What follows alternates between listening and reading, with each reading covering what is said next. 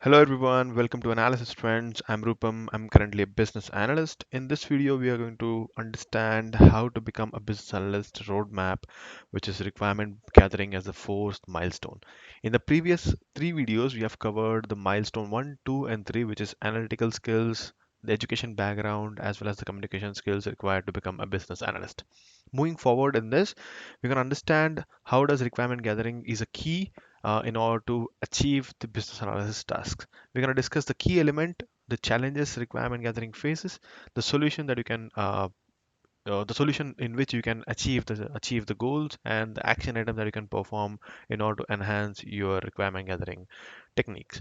The first one we're going to discuss is understanding needs in case of requirement gathering. The challenge you might face here is you not fully understand what the user needs.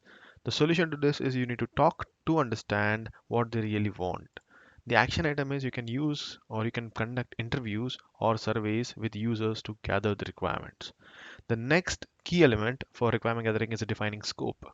The main challenge you face here is having trouble figuring out what should be included, right? The solution to this is clearly define what's in and out of the scope for the project. How do you actually do this? You can do by hold meetings to discuss project scope with the stakeholders, right? Next one is prioritization. The main challenge here is struggling to decide what's the most important task you want to pick. The solution to this is you need to rank all those requirements based on their importance and urgencies. Now, how do you do that? You can do that using a technique called Moscow, which is must have, should have, could have, or would have prioritization techniques in order to rank the requirements. Next is managing changes. The main challenge you face here is changes keep coming in, right? Making it hard to keep up. Now, how do you tackle that? You establish a change control process to manage updates. Now, how is that change control process managed? Implement a change request system to track and approve changes. That means any change comes in, not directly approve them or you not to directly pick them up. You need to set up a whole procedure in which it gets tracked and then approved, and then that changes can be managed. Perfect. Next one is clear documentation. What is the main challenge you face there? Writing requirements that are hard to understand, right? Now, what is the solution to it? Use clear and concise language in requirement documents. And how do you do that? Using reviews and edit requirements document for clarity.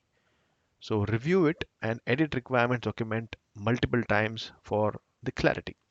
Next is traceability. What exactly is the challenge there? Not knowing where requirements came from or went. You don't have any track of it.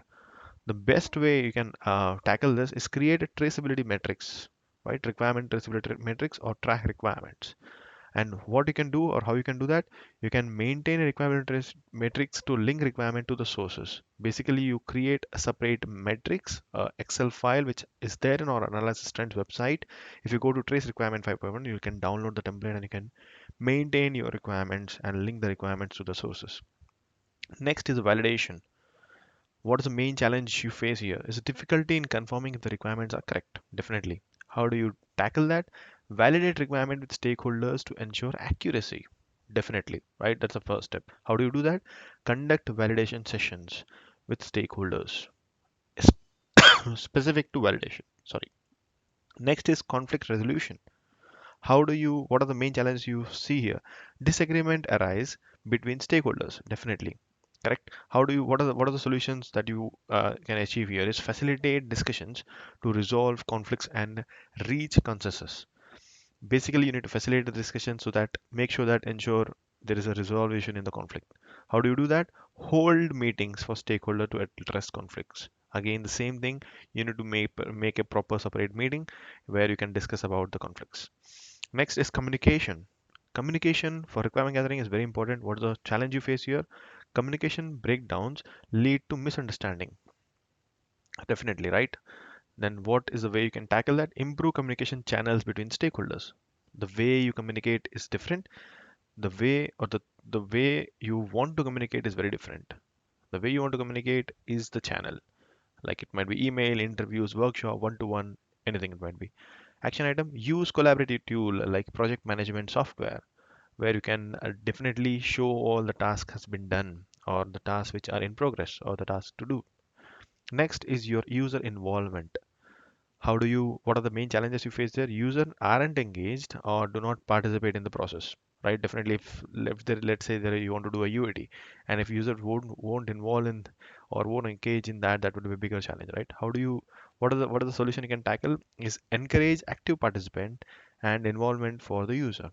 Definitely, you need to encourage active participant and involvement for users. Organize workshops or focus group to involve users. How do you do that? You can organize workshops or focus groups to involve users. So these are the main challenges, the solutions. You can tackle the challenges and the action item, that is best practices and techniques you can use to perform all the tasks.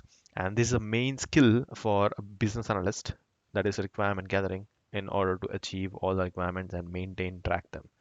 So this is all about in this video. You can go and watch the whole content again in this link. So thanks for watching. Stay tuned. We'll see you in the next video. Thanks. Bye.